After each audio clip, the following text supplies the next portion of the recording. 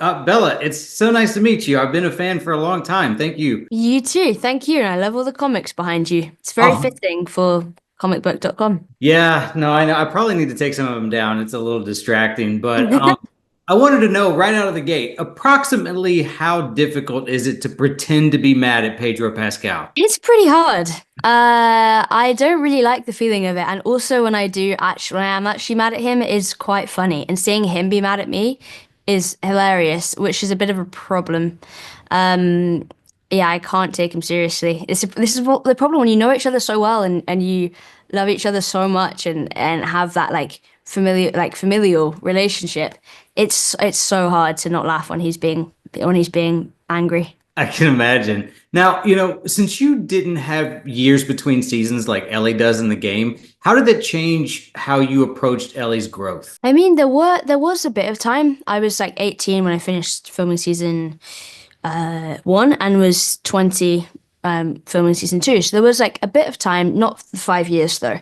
But I just approached it in the way that I normally would. I didn't really think about it too much. Just sort of went for it and trusted the process and trusted the Craig and Neil and the creative team and the script.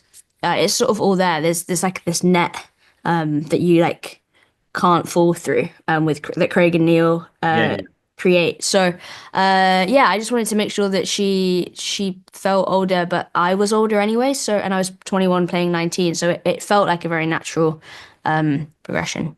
Was it difficult for you at all to tap into that sort of shift into her personality where she is a little older, angrier, and kind of broken in a lot of ways compared to where we see her, in the first season? Yeah, anger isn't an emotion that I'm overly familiar with for myself, and so having to, yeah, like you said, tap into that and experience that.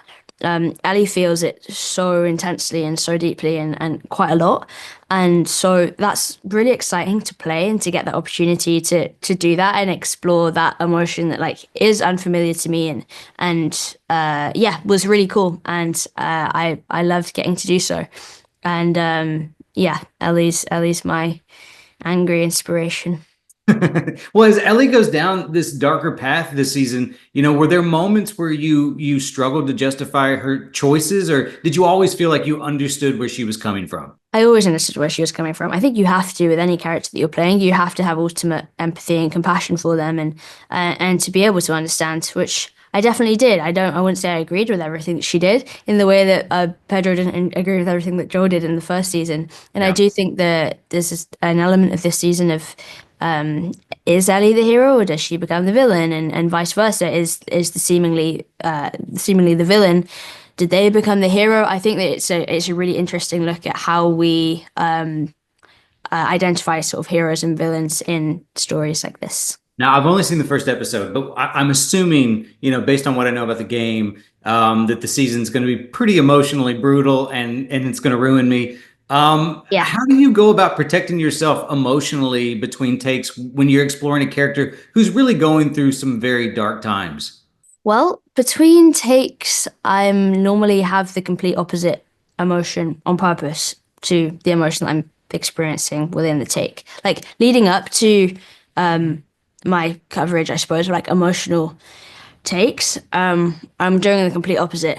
Like I'm listening to the like most upbeat songs, getting myself energized, just feeling like on top of the world because then that crash into like the the depth and the darkness feels so much heavier and feels like I can go to a deeper place rather than like being exhausted and being in this like deep dark place all day, which is how some people do it, but it's not my way of doing it. I'm almost like the most light and breezy that I ever that I ever am on days where I'm doing the darkest things. But once we're in the motion of it, once we've started like filming on my coverage between takes, there's an element of like I'll still be like friendly and light to the people around me, but I am sort of maintaining a slight emotionality and like darkness inside.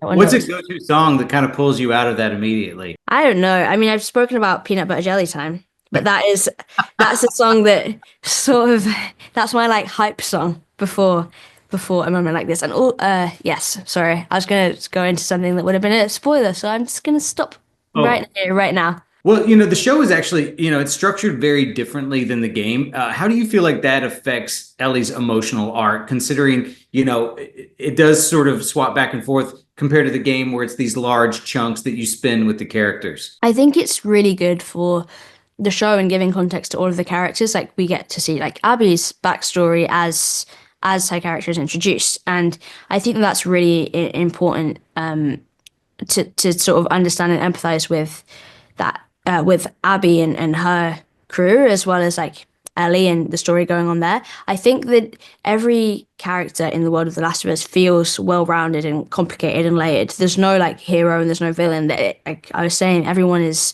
sort of both at the same time, and there's a push and pull there. And so I think that the sort of the different way that the show is structured to the game actually really benefits the narrative. Now, one thing I wanted to say was that I really love the way this first episode sort of presents Ellie and Dina's relationship. I mean, I think there's a really sweet moment that happens with you guys. What was it like for you working with Isabella? It was amazing, a joy. She is She's great, right?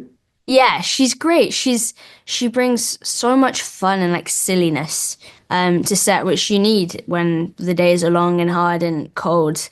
Mhm. And yeah, it was a real joy to get to work with her and be in her presence. And her energy is very infectious.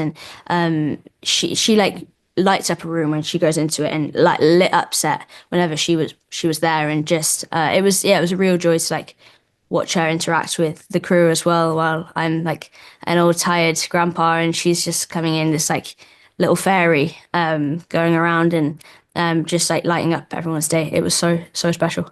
I love that. Last question for you, just for fun. What video game would you guess you've sunk the most time into? Ho probably Nintendogs when I was about 8 years old on my very old pink Nintendo DS. If you had to guess, how many hours are we talking? Oh, a lot. I did a lot of frisbee with that dog, and I did a lot of dog walks and picking up its little digital pixel poo. It was so fun.